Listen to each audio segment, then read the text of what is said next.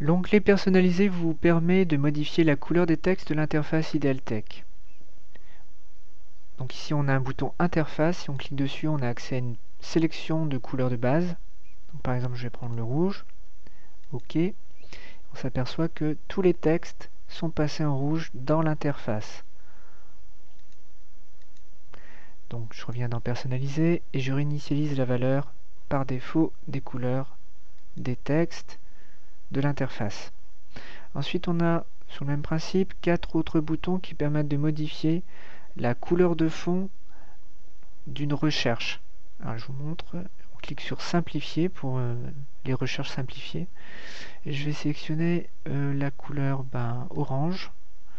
OK, je vais dans l'onglet recherche simplifiée, je sélectionne une référence, je lance une recherche, je vois que la couleur de fond des résultats de recherche est passée en orange.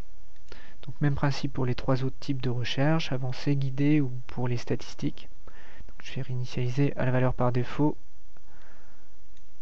pour les recherches simplifiées. On a ensuite la possibilité d'activer ou non la synthèse vocale. Donc c'est un petit logiciel externe qui permet d'avoir un petit message comme quoi il y a eu 3 résultats dans la langue en cours d'utilisation. Mais on verra plus avant comment paramétrer la synthèse vocale. Je désactive. Ensuite, nous avons un outil de gestion des utilisateurs de la sécurité locale du logiciel. C'est-à-dire que par défaut, on a un utilisateur qui s'appelle gestionnaire et qui permet, qui a un droit d'accès à l'onglet gestion base et donc qui potentiellement permettra de modifier, supprimer, ajouter un enregistrement. Donc on peut s'identifier ici grâce à ce bouton.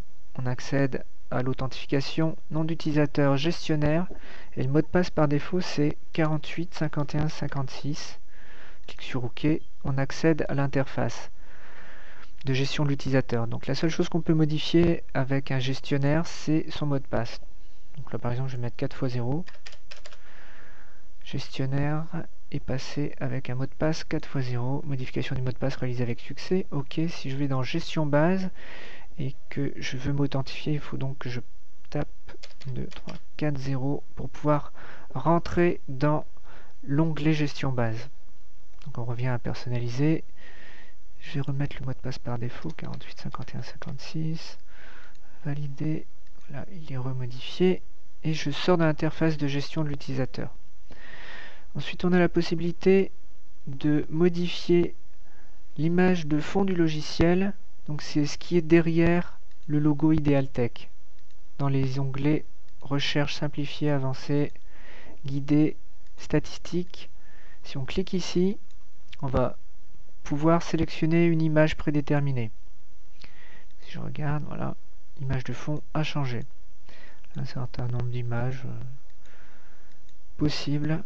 Au total, il y en a 10. Donc si on veut réinitialiser à la valeur par défaut, il y a un bouton Reset. Voilà.